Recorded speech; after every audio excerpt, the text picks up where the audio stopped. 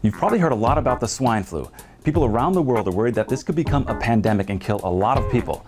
Now, we should be smart, wash your hands, and make sure you stay healthy. But we shouldn't be paranoid, because it turns out microorganisms do a lot more good than harm.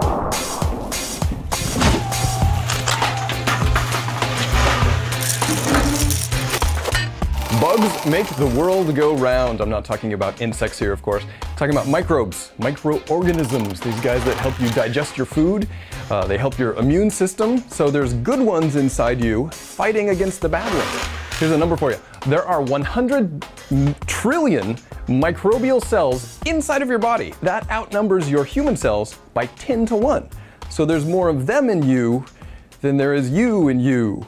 That's according to Courtney Humphreys. She's a science writer at Harvard Medical School. Let's see what she has to say. When you're talking about whether we're healthy or not, you know, it's not just our bodies as separate individual things and then the bacteria. It's that we're functioning together as an organism.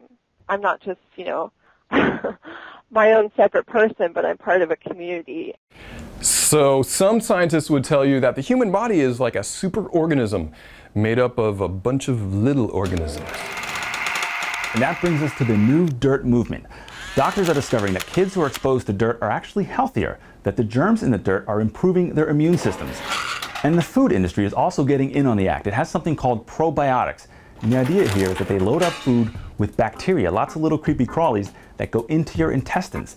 It sounds gross, but it actually keeps you healthier. Now, viruses are a slightly different story.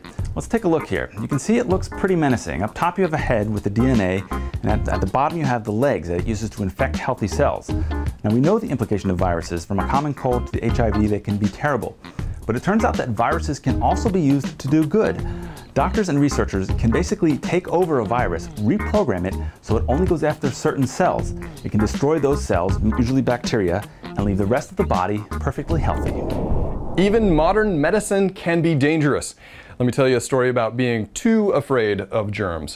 In 1976, there was a swine flu scare, not unlike today.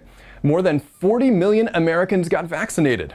Well, this pandemic never panned out. It never happened. There were only about 200 cases reported in the States, and there was one death. What did kill people was the vaccine. 25 people died from the vaccine, and hundreds became sick.